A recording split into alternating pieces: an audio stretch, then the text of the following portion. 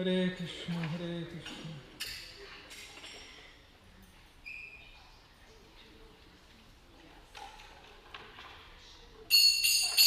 Jaya Radha Madhava Kunja Bihari.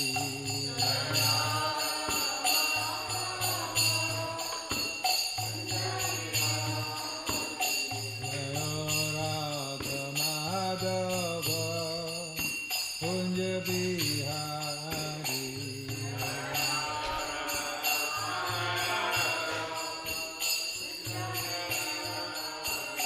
Jaya Gopi Jana Vallabha Girivaradhari.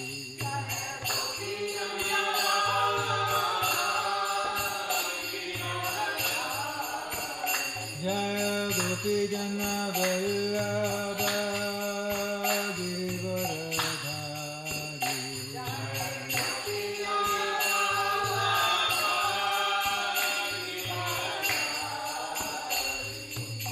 Yashodanandana Brajajana Randana.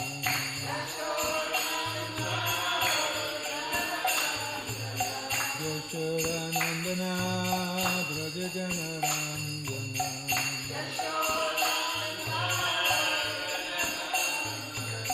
Yamuna Tira Vanachari.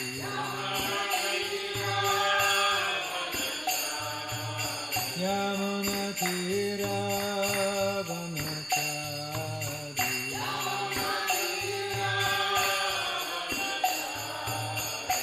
Jaya Radha Madhava Kunja Bihari.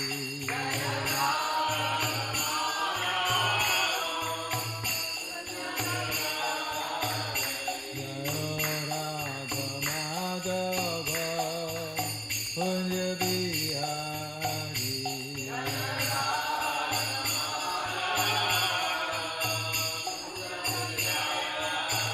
Jaya Gopi Jana Vallabha Girivaradhari.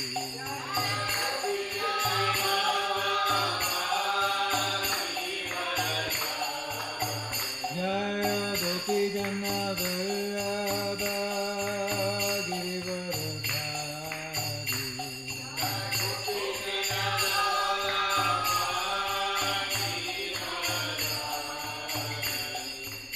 Yashodanandana Brajajana Randana.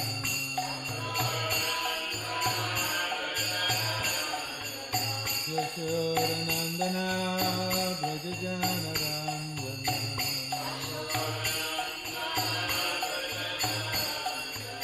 Yamuna Tira Vanachari.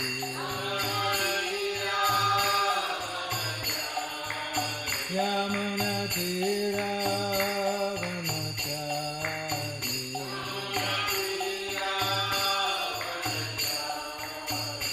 Jaya Radha Madhava Kunja Bihari.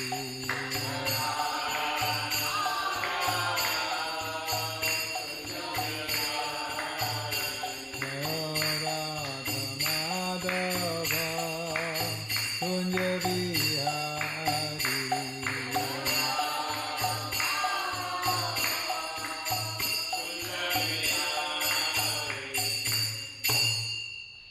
Jayam Vishnupada Mahamsa Vairajikacharya Stotra Sitashi Srimad Divine Grace Sudesi Bhakti Vedanta Swami Prabhupada Ki Jai. Antaraj Srimad Bhagavatam Ki Jai. Nitai Gaur Premanande Hari Bo Samaveta Bhakta Vrinda Ki Jai. All glories to the assembled devotees. All glories to the assembled devotees. All glories to the assembled devotees. All glories to Sri Sri Guru Gauranga.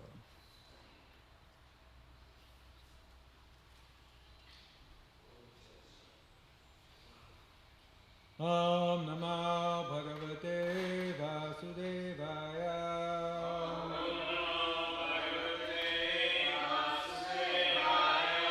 Om Namah Bhagavate Vasudevaya.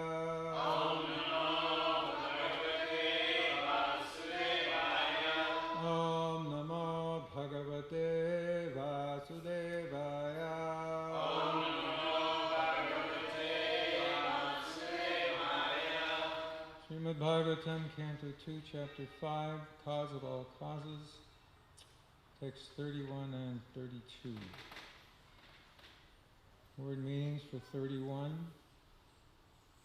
Taijasat, by the passionate egoism. 2, but. Vikurvanat, transformation of. Indriyani, the senses. Dasha, 10. Abhavan, generated. Jnana Shakti, the 5 senses for acquiring knowledge. Kriya Shakti, the 5 senses of activities. Buddhi, intelligence. Prana, the living energy. Cha, also. Taijasa, all products of the mode of passion. Shrotram, the sense for hearing. Twak, the sense for touching. Grana, the sense for smelling. Drik, the sense for seeing. Jiva, the sense for tasting. Vak, the sense for speaking. Do, the sense for handling. Medra, the genitals. Angri, the legs. Payava, the sense for evacuating. Taijasatu vikurvanad Indriyani dashabhavan Jnana Shakti Kriya Shakti Buddhi Pranascha Taijasa Shrotram Tvagrana Drigjiva Vagdor Medrangri Payava Taijasatu Vikurvana Indriyani Dashabhavan Jnana Shakti Kriya Shakti Buddhi Pranascha Taijasa Shrotram Tvagrana Drigjiva Vagdor Medrangri Payava Buddhi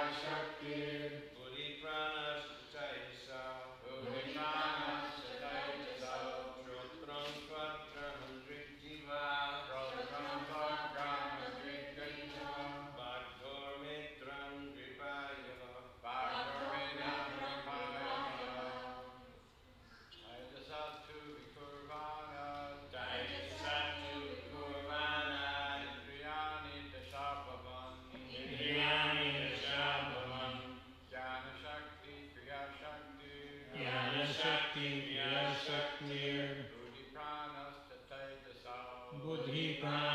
Taijasa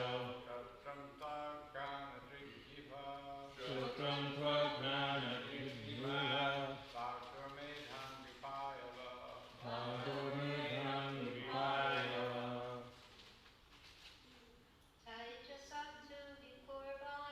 Taijasatu Vikurvana Indriyani Dashabhavan Jnana Shakti Kriya Shakti Buddhi Pranascha Taijasa Shrotram Tvagrana Drigjiva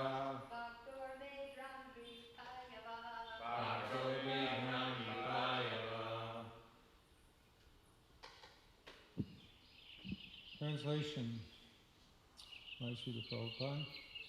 By further transformation of the mode of passion, the sense organs like the ear, skin, nose, eyes, tongue, mouth, hands, genitals, legs, and the outlet for evacuating, together with intelligence and living energy, are all generated.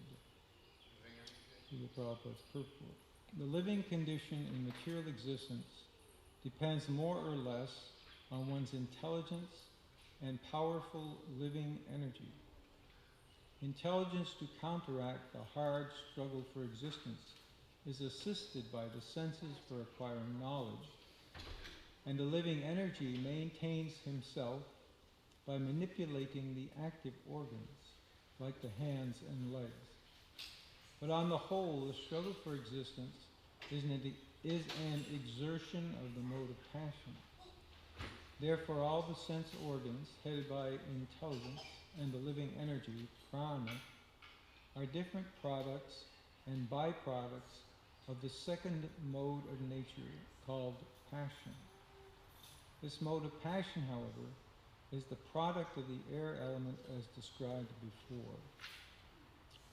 Text 32.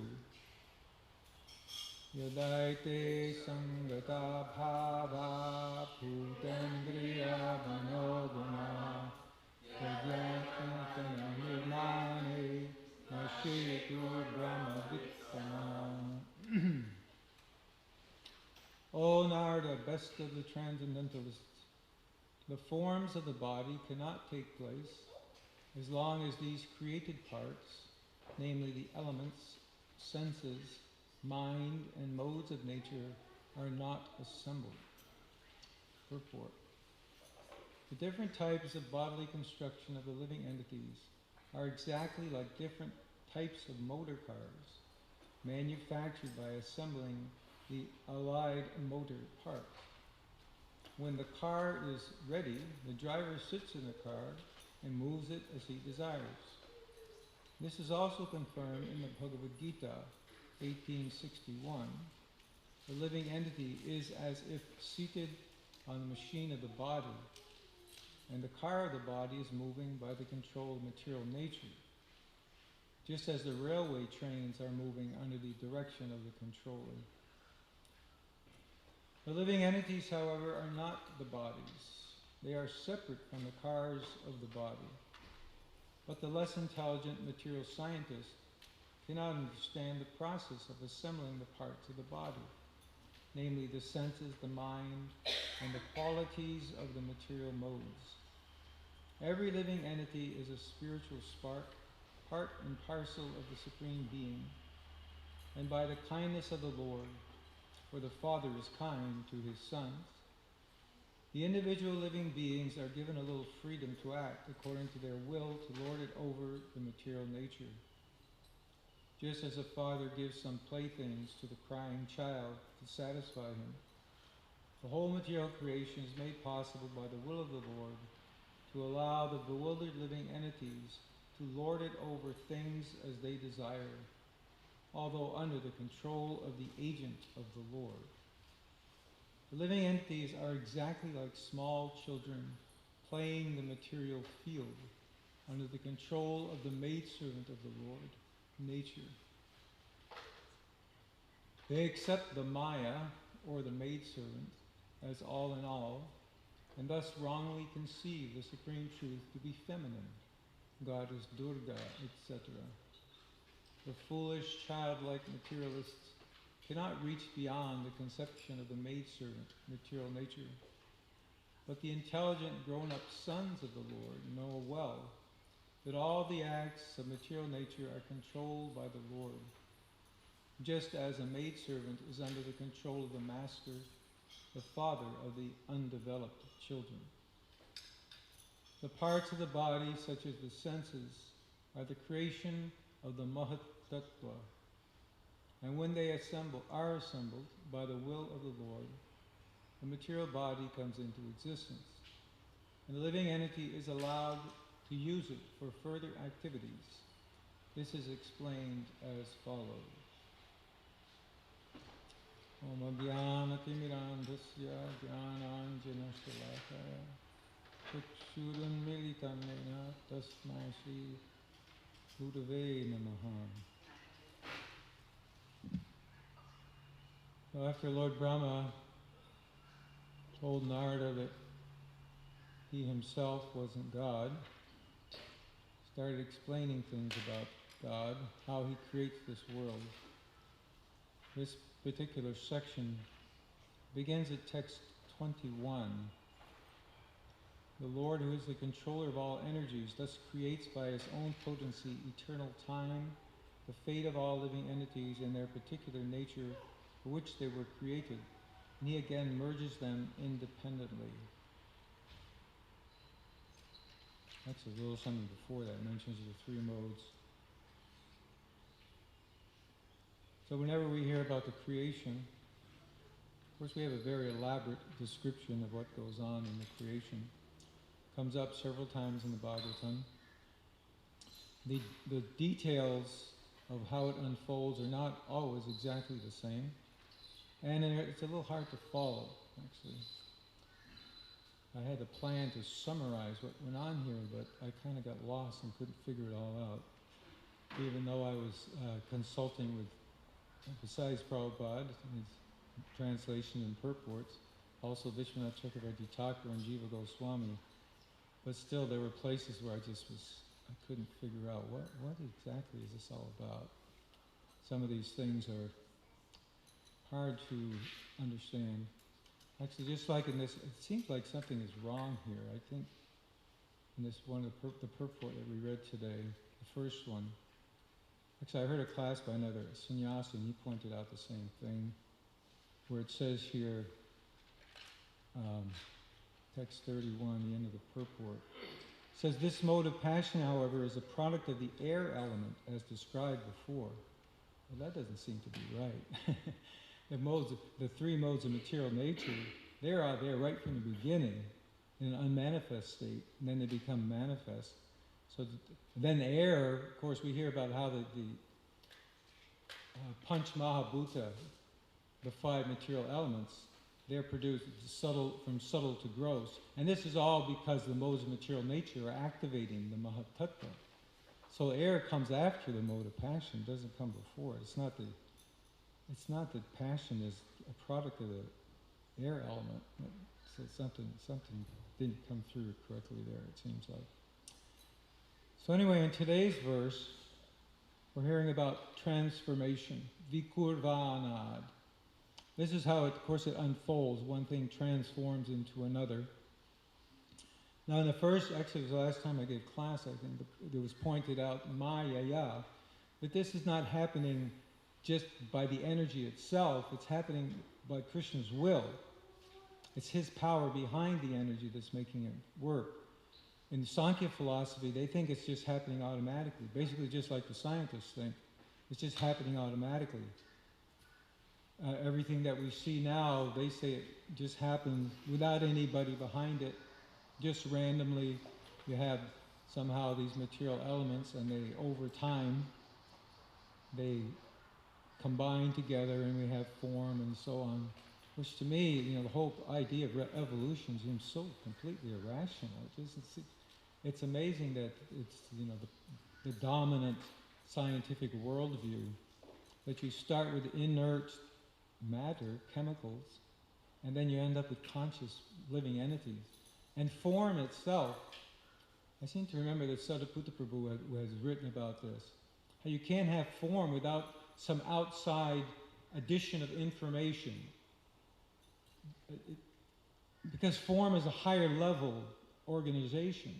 So how do you get form? How does this body have a form that it has when you start off with just, a bag of stuff?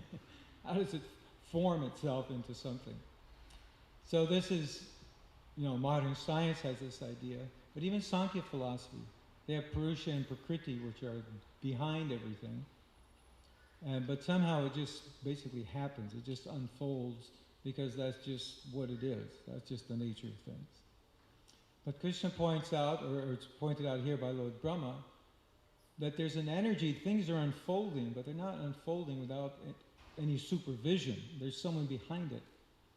Here Prabhupada mentioned in the purport about how Krishna is doing this to facilitate the jivas who are in this material world to help them fulfill their desires, and ultimately to help them get liberation. In the 10th canto, beginning of the chapter on the prayers by the personified Vedas, Parikshit Maharaj asks, he sets up, it's kind of a challenging question that people have. How can the Vedas, which are mundane, they're just sound, they're just ordinary sound, how can they teach us about the absolute truth, Brahman? And the answer is the second verse. That's the first verse of the chapter. And the answer to the second verse is in the second verse. And when you read it, it's hard to understand exactly how it answers the question. But the basic answer to the question is that Krishna created this world so that the living entities could joy in it and ultimately get liberation. And part of the, what is sort of written between the lines there is that Krishna has created the Vedas in such a way that they're useful for our liberation. They're not, in other words, they're not an ordinary sound. They're actually there for the purpose of our liberation. So Krishna wants us to get out of this material world. He comes repeatedly to remind us that we don't belong here. We belong with him in the spiritual world. And he sets up this creation repeatedly, over and over and over again. Every time there's a destruction, then we merge into the body of the Lord, the incarnation of one of the Purusha avatars. Then we come out again. So this is how this unfolds, this elaborate process of how it's unfolding. So here it's talking about, it says, by further transformation of the mode of passion. So what happens in the beginning, we have the material energy, and the modes of material nature are there, but they're in a homogeneous state. They're not really separated, they're merged together. So their characteristics are not coming out yet. So at a certain stage, but by the time element actually, it's time that makes it all happen. That's why time is so important. Krishna says, I am time, because time, nothing happens without time. Or it's in Bhagavad Gita, Krishna says, as time I destroy everything. But not only does he destroy, but he also makes things manifest. Time doesn't just destroy, it also makes things happen step by step. So here it says, let's see, text 31. By further transformation of the mode of passion, the sense organs, so now we're hearing how the different modes, when they're separated from each other and they interact with the Mahatattva, then different things happen. So when the mode of passion is activated, these things come about, the sense organs. So the light, ear, skin, nose, tongue, touch, mouth, hands, genitals. So this means the organs for the active senses, the working senses, in other words, and the organs for the taking in knowledge, the knowledge acquiring senses. And then also buddhi and prana. So these are what the mode of passion produces, at least in this description. I think later in Kapila days, or there's several places again that the creation is described, and sometimes it's a little bit different. But here it said that the mode of passion is what gives rise to these things. So the 10 senses and intelligence and prana.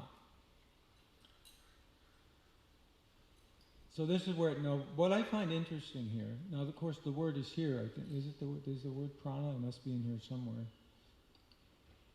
Yeah, living energy, prana, buddhi, prana. So buddhi and prana come. So what I find interesting is that prana is not listed as one of the 24 elements.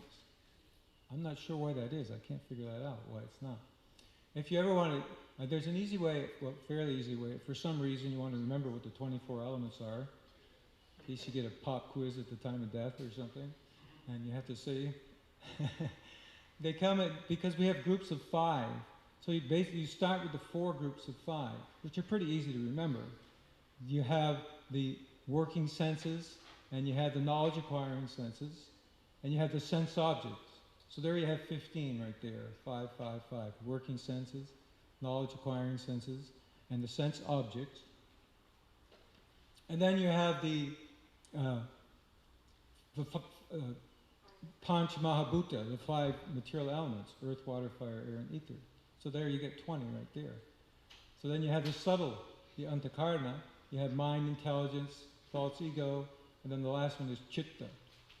Chitta actually is, we don't always see it included in the list, just like in Bhagavad Gita, Krishna mentions 8, he doesn't say 9.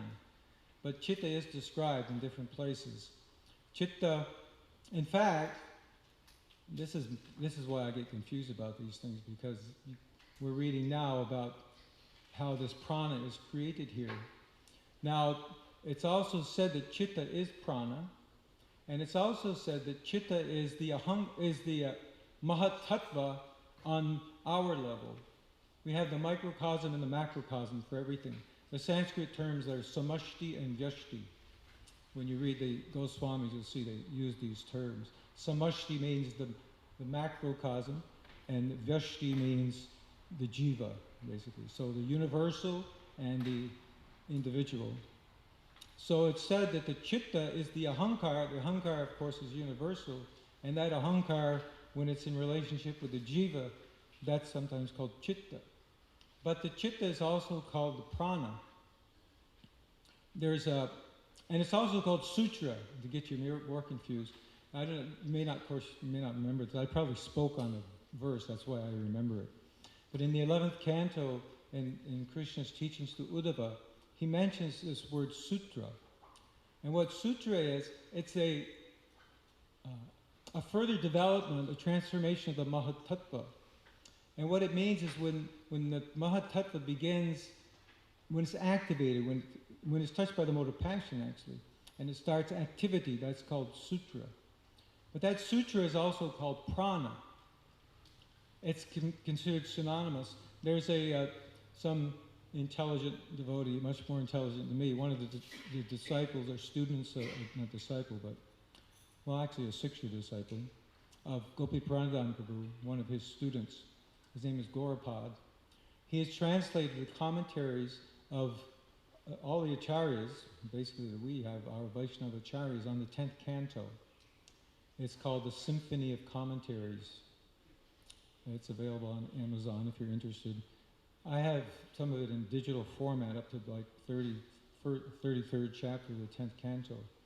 So one thing he does is at the end of, so he's got Vishwanath and Baladev and Sanatana Goswami and Viraraghava and a whole slew of every verse, he's got all their commentaries, the 10th canto.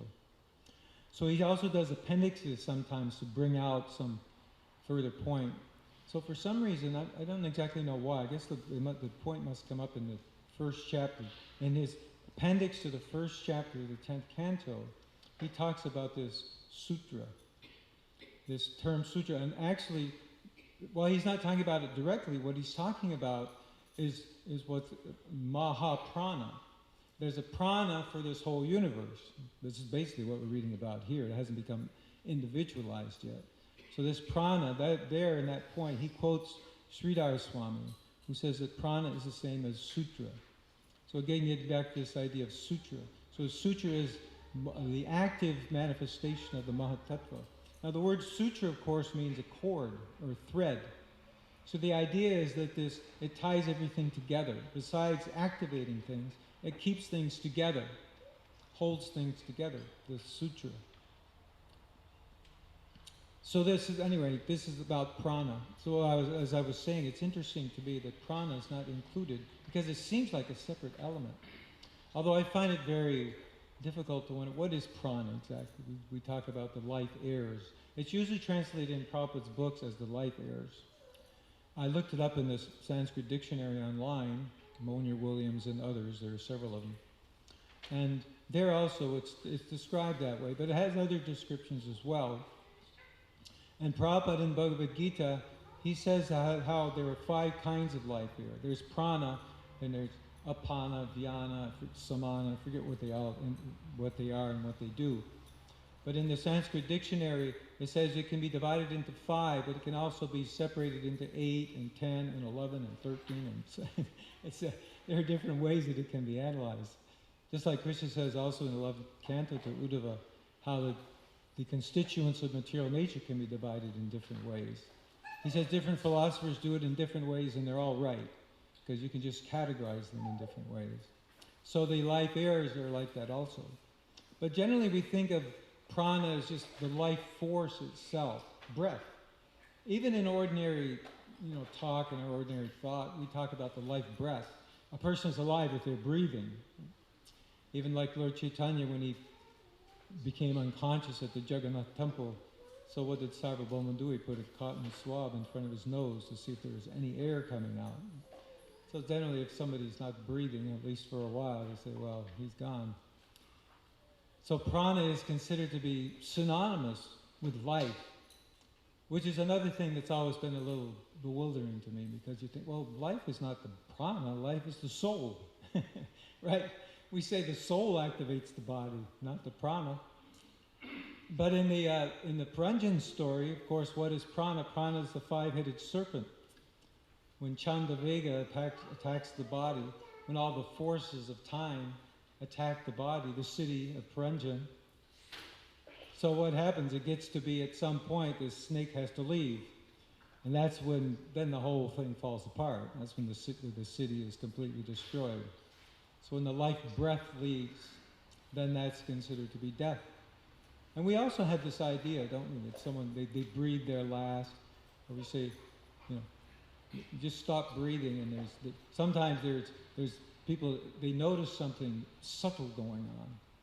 And another aspect of this is that the prana, I think Prabhupada talks about this there's a verse I looked up prana just quickly this morning in Bhagavad Gita to see how many references there were to it. So there's this one verse that's quoted. It's from the Mundaka Upanishad. It's in 217 of Bhagavad Gita in the purport. The soul is atomic in size and can be perceived by perfect intelligence. This atomic soul is floating in the five kinds of air: prana, apana, vyana, samana, and udana. Is situated within the heart and spreads its influence all over the body of the embodied living entities. So anyway, so this point, that the soul is, atomic soul is floating in the five kinds of air. It's situated within the heart. So these five kinds of air, they're there, but they have functions all over the body. They have to do with all kinds of things, everything that's going on in the body. Sometimes I think it's sort of like, in construction they have pneumatic tools. You go to a construction type site and they always have a compressor there. It's going all the time, making noise. And what does it do? It runs pneumatic tools. Like now, instead of just using a hammer, you use a gun, a nail gun. Boom, boom, boom. So what's running that? It's being run by air. So I think, well, maybe the body is something, maybe it's more subtle than that, but you can kind of relate to it in that way, that things are happening because of the subtle pressure of the air within the body. So it's not exactly air in the sense that we think of it, but although, of course, there is a relationship to it, because there is air, of course. Air is going into our lungs, and we're breathing, and we're inhaling and exhaling. And when you practice pranayama, then you try to control that. You try to control your breathing. And we know from Srila Prabhupada that we have a certain number of breaths. They're ticking away, and eventually they're going to tick out. When our breaths are all used up, then life in this body is finished. So there is this kind of connection too. You can control it. Control your breathing, and it has to do with how long you're going to live. This prana is very, interesting how it works here. So what it says here about these two in this first verse that I read tonight. So it says the mode of passion it transforms matattva, or part of matattva, into the 10 senses, and buddhi and prana. So then these are connected to two different things. The buddhi, how does Prabhupada say it here? First of all, his first line in the purport is interesting. The living condition in material existence depends more or less on one's intelligence and powerful living energy. So to live in this world, we have to be able to think straight, because the world is challenging. He says here, a struggle for existence. we're stuck here in this struggle for existence in these bodies. So what do we rely on in our struggle? We rely on our brain and our brawn, right? We rely on intelligence and we rely on energy, power, physical power, bola. Parashi Shakti Vividaya Vishruyate Swabhavaki Jnana Bala Kriyacha. This famous verse quoted all the time by our acharyas to make the point that Krishna has his energies by which he does things. And what are the three main energies? Are Jnana, Bala, and Kriya. So Jnana means basically your intelligence. If you want to accomplish something, you want to do something, then you have to know how to do it, first of all. You have to have the theoretical knowledge, well, this is what I have to do. And Bala means you have to have the physical ability to carry it out. Jnana, Bala. And Kriya means you actually have to do it. You can't just say, yeah, I'll get to it later, but you have to actually do it. So Swabhavaki means that part of Krishna's internal potency is Swarup Shakti, is that he has these, he just has to will it. He just has to will it and it takes place. In the beginning I was saying how this all starts with Krishna's will for helping the jiva. So, Tadaichita Bahu Sham Prajayeya. So this verse from the Chandogya Upanishad, I think it is that Krishna desired, I will become many. Eko Bahu Sham is usually the way, because it's also stated that way in other places, other Upanishads. I wish to become many. Eko Bahu Sham. The one wanted to become many. So, of course, he doesn't become exactly, but he manifests infinite jivas. So he also thinks, I want to help these jivas that are stuck here in this material world. So just by his will, then these things take place through his energy. This all unfolds. So Krishna's not directly supervising all aspects of what's going on here. It's a big enterprise, and he has subordinates who carry it out, and subordinate energies that take care of it. So especially these are important. The intelligence and the life energy, the prana. So he said, so then Prabhupada says, because these come from the mode of passion, as this is what the verse is about today, intelligence and prana are generated by the mode of passion. So Prabhupada says, but on the whole, the struggle for existence is an exertion of the mode of passion. So unless there's passion, nothing happens. That's why you have Lord Brahma. That's why you need the three guna avatars.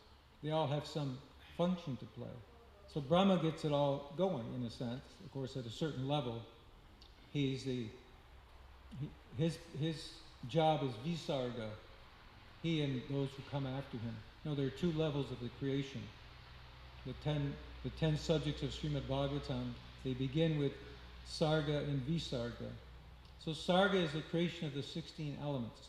So this is another place where I got hung up when I was trying to prepare for this class. I was saying, what are the 16 exactly? So what I found, I actually went through, I did a search on the database, just in Prabhupada's books only I looked. And Prabhupada pretty much always, the list that Prabhupada gives is the 5 gross elements and the 11 senses. Those are the 16. So the 5 working senses, the 5 knowledge acquiring senses, and the mind, and the 5 gross elements. So these are the 16. So usually we hear that Krishna, or the Purusha avatar, Mahavishnu, I guess it's Mahavishnu, that's another thing, I'm not always sure which one does what, creates the first 16, or maybe Garbhodaksha Vishnu, and then Brahma takes over from there. He's got the 16, now I got my stuff, now I can create this universe. So Prabhupada always makes these 16s. He states it as these 16.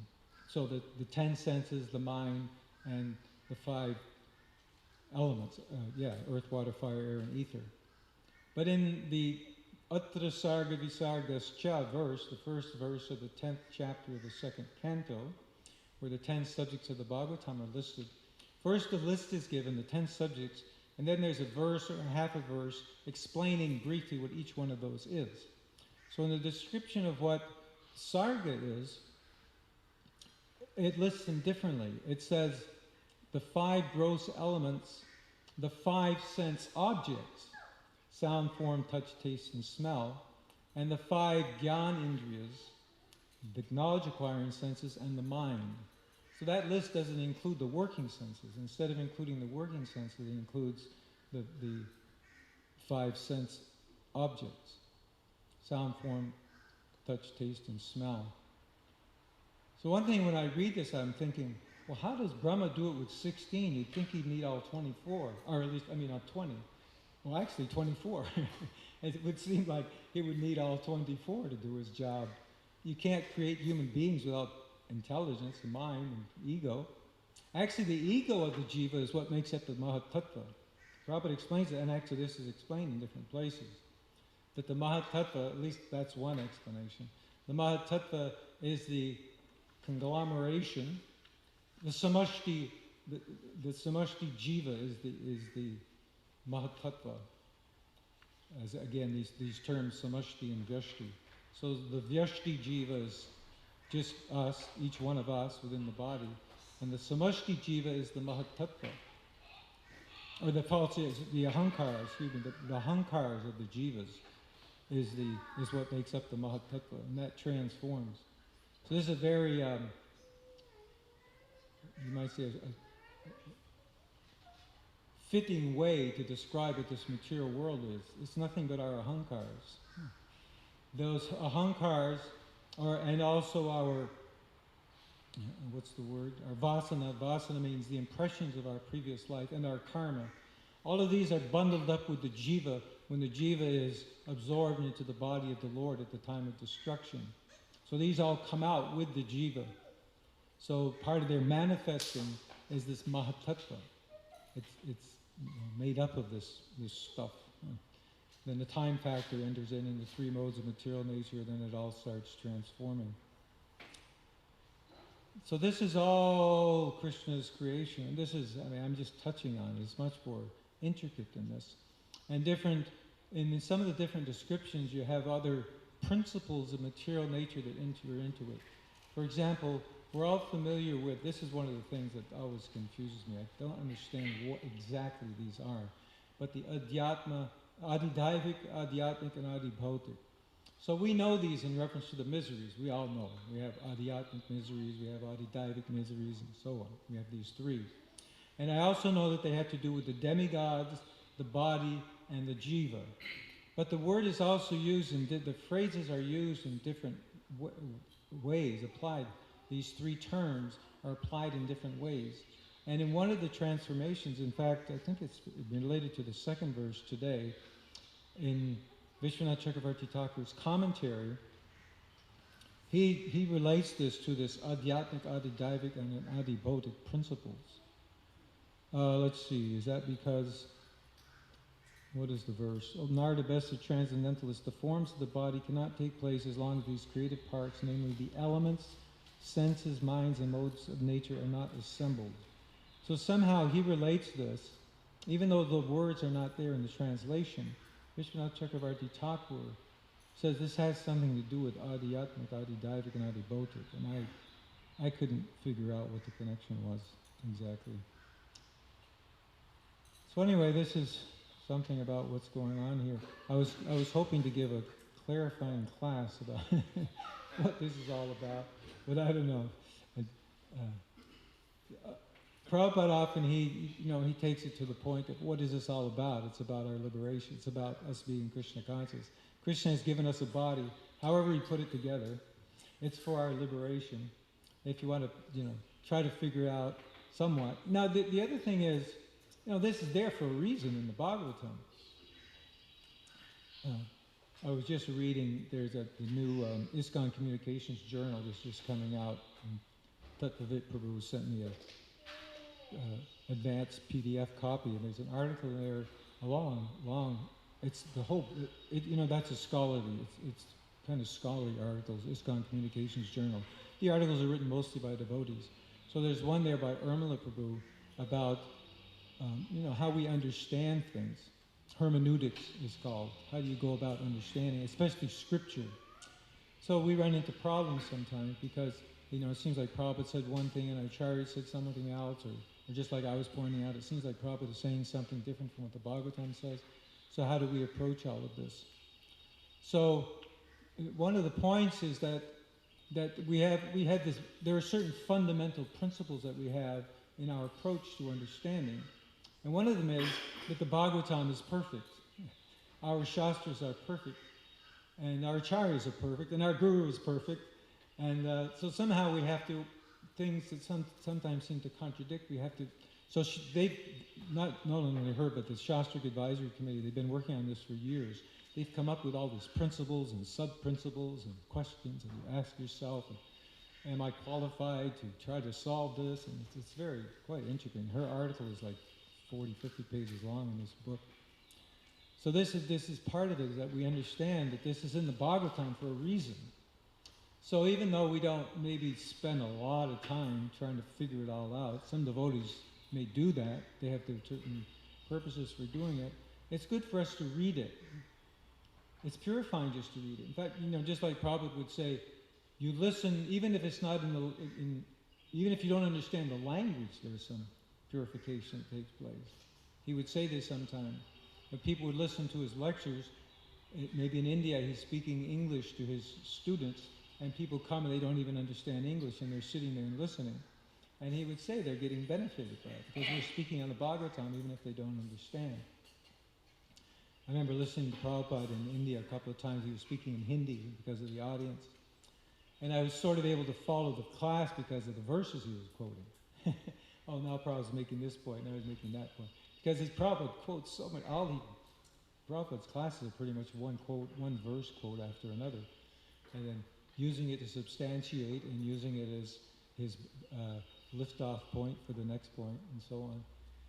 So these things are, they're hard. They're hard to, on an intellectual level, a lot of times. We may not be able to do it.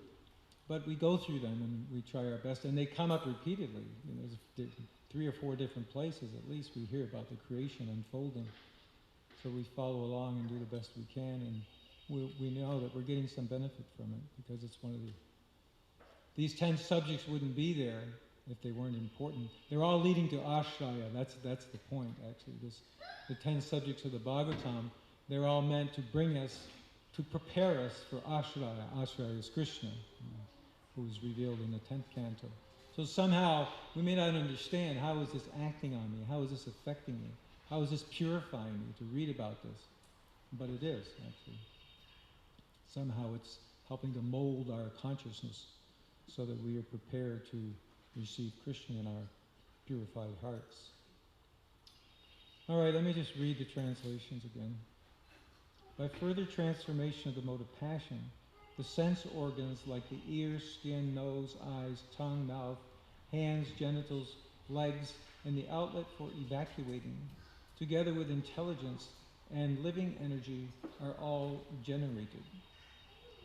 O Narada, best of the transcendentalists, the forms of the body cannot take place as long as these created parts, namely the elements, senses, mind, and modes of nature, are not assembled. So this is the whole point. I didn't even talk about how they have to be assembled. But actually, I just want to mention, in some of the descriptions you hear about the devatas controlling these things, they're also created. So that doesn't come up in this particular telling. But there's a person behind each of these things. In fact, in one place it's mentioned Vishnu, and Prabhupada points out that this is not Lord Vishnu. There's a demigod named Vishnu. In fact, I think he's called Upendra. So Upendra is a name for Vamanadev, so that would be Lord Vishnu, controlling the grasping, right? Yeah, the hands. That's Lord Vishnu, the hand. And but it's not Lord Vishnu. It's a demigod named Vishnu. So there's someone controlling all of these. I always think what a job, you're controlling the evacuation organ. Actually, the person who does that, his name is Mitra. And Maitreya means the son of Mitra, but I've never been able to find out if it's the same Mitra, if he's the son of this person. Who Mitra is, I don't know who Mitra is. Varuna and Mitra, they're always together somehow. You look up in the Puranic Encyclopedia, and I don't know if they're twins or what, but they always seem to be. They're always together. So anyway, so this is also part of the creation where the demigods controlling these different functions. They're also generated somehow, taking over these posts. All right, let's all go home. So anyway, there's a verse in the 11th canto with Uddhava expresses some confusion about sometimes things are described as 8, sometimes 16. Yeah. And he doesn't cover everything, but he gives that gist of it.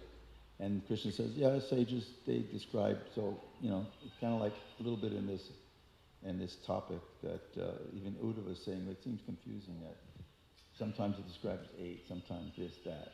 I can't remember where that verse is, 11 something. And Krishna says, that's okay, different sages, it's always the same subject matter. So I think that would more or less cover the confusion, because even Uddhava is expressing something like that. The other thing is, Krishna doesn't have to do everything the same way all the time. Why not, right? He has he has his freedom to act as he wishes. So Prabhu, whose body are we talking about? Whose senses are being degenerated? The jivas in general, all the jivas. But we hear that Brahma had Manasputra, then Manu, and then some... Yeah, no, I understand your point. Because just like this body that I have right now, it wasn't created at this time. Yeah, I don't know how it works exactly.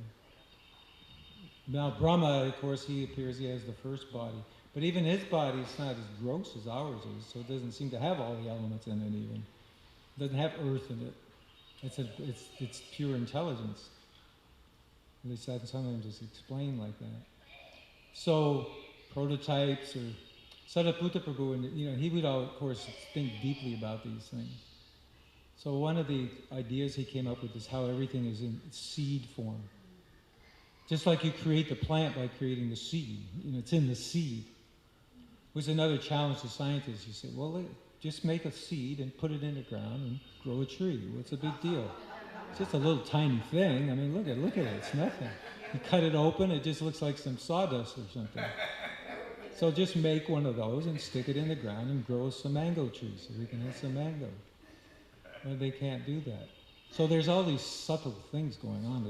It's a chintya, actually. Like Prabhupada would say, the lemon tree creates citric acid. How does it do it? It's a chintya. Krishna's a chintya shakti. Or the jiva has a chintya shakti too, because we're part of Krishna. So behind all these energies are a chintya. They are chintya shaktis. So there are things that are going on in ways, how it works exactly, the elements are all there. I was just listening to Gopal Champu. And when Krishna and Balaram went to get the son of their teacher, so when they went to Yamaraj, they said, well, all the elements, he's not there, he's not assembled anymore.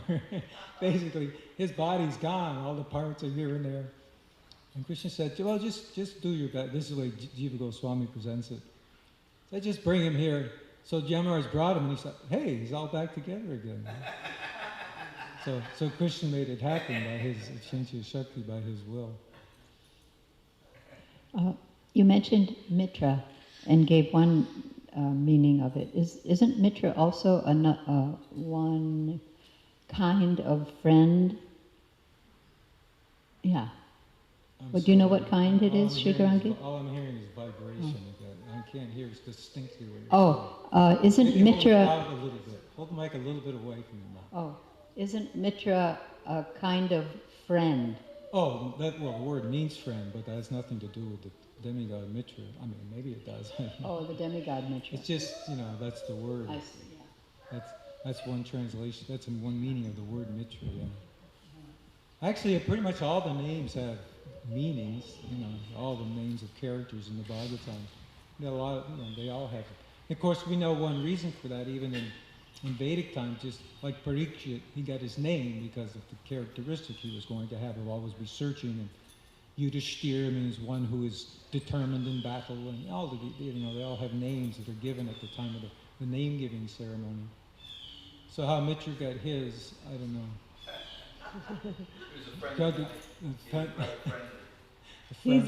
So Varuna and Mitra, Varuna and Mitra are Adityas. They are sons of Aditi. Varuna and Mitra are sons of Aditi. It's a comment. Yeah, they're sons of Aditi, right? And they're always together.